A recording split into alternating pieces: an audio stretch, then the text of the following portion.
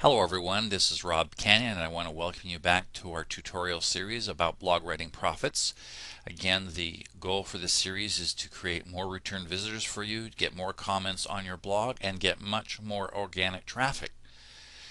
In today's video, I want to cover something that is not covered often, and it's about how to make your blog post more attractive.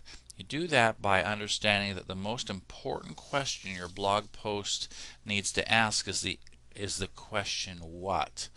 And before we get into this, I'm just going to put my cursor up here.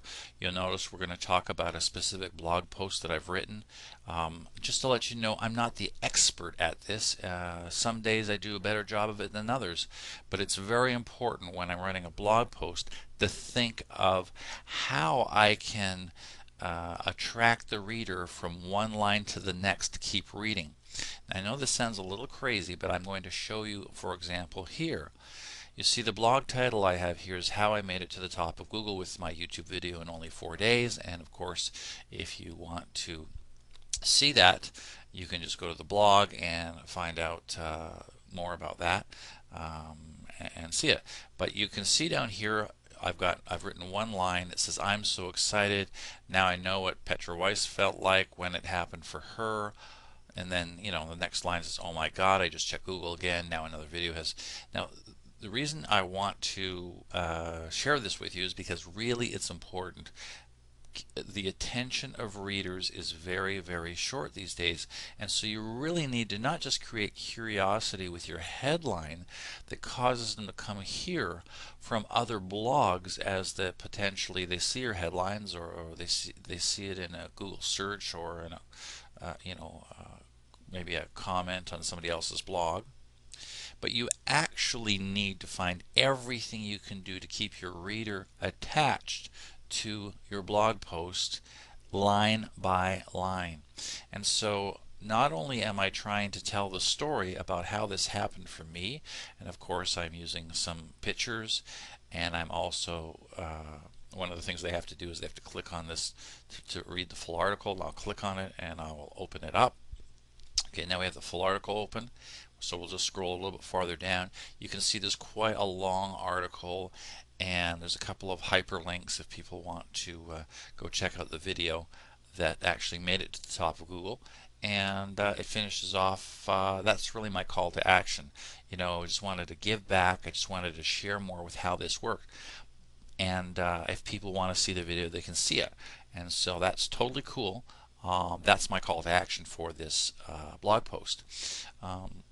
So just to tell you a little bit about how I wrote it is I determined first what my call to action was going to be. I was going to tell people about how I made it to the top of Google, and if they wanted more information they could go to my YouTube videos. And then I wanted to tell the story. So if you have a look at here, it says I'm so excited. That generates in the mind of a reader, what's Rob excited about? What's excited about? So what? And it says, now I know what Petra Weiss felt like when what? When it happened for her. Oh my God, I just checked out Google again. Now another video has what? Hit page 3, and that's some pretty cool stuff. Is this for real? I'm ranked ahead of Michael Fortin.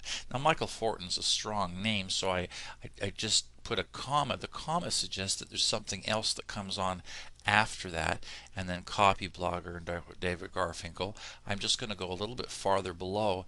I was already thinking about writing a blog post that would we're down here. I was always thinking about writing a blog post that would highlight what? How gurus are using certain copywriting techniques to write more effective what? Captivating and certainly more money producing blog post. Next paragraph. Then after listening to the interview between Alex Jeffries and who else? They go to the next line and say Marie Andros. I thought I'd like to try a video. You notice in that one instance I actually bridged the reading from one line to the next with really the question who. And so what is probably the most compelling question you want to ask or put in readers' minds to get them to read to the next line, and who is a good second. I found that generally why is not a very good question to put in the readers' minds as you're writing. So just as you're writing your blog post, we talked about in previous videos how to break the line before the end of where WordPress would do it early by hitting, as you're typing in, this gave me the idea to call my YouTube video course, and the title of each what you do is you put your cursor right there as you're writing the blog post, hold down the shift key and then the enter key, and the line will wrap to the next line and stay with the paragraph. And anyways, I just wanted to share with you that when I'm writing, that you really need to hold the reader's attention and get them excited about reading from one line to the next. And so that's something that helps a whole lot. And as I mentioned before, there's various lengths of paragraphs. Some are short, some are long. I've just broken them in a variety of places. So it's just sort of this ever-flowing kind of differences of writing. That may sound a little weird, but that's what it is.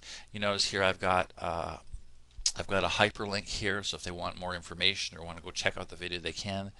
And so really I'm telling my story, but I'm creating curiosity at the end of every line of the story. And you'll also notice that when I'm writing, I write in very short paragraphs, some just a line, like you see here, some a couple of lines, some 3 or 4, and some just a hyperlink. So hopefully that helps you out. That's a very good tip. You'll find that's very helpful. Titling your videos, your pictures helps a whole lot too. But that's your tip for the day, and that's really what your blog post needs to do, and that is capture and hold the attention throughout each line, from one line to the next, especially using curiosity, because as they said, curiosity kills the cat, but what it really does is it gets your readers to read to the next line. And so as you're creating your stories, that's one way to bridge their attention from one line to the next. So take care, enjoy that, and we'll talk to you on the next video.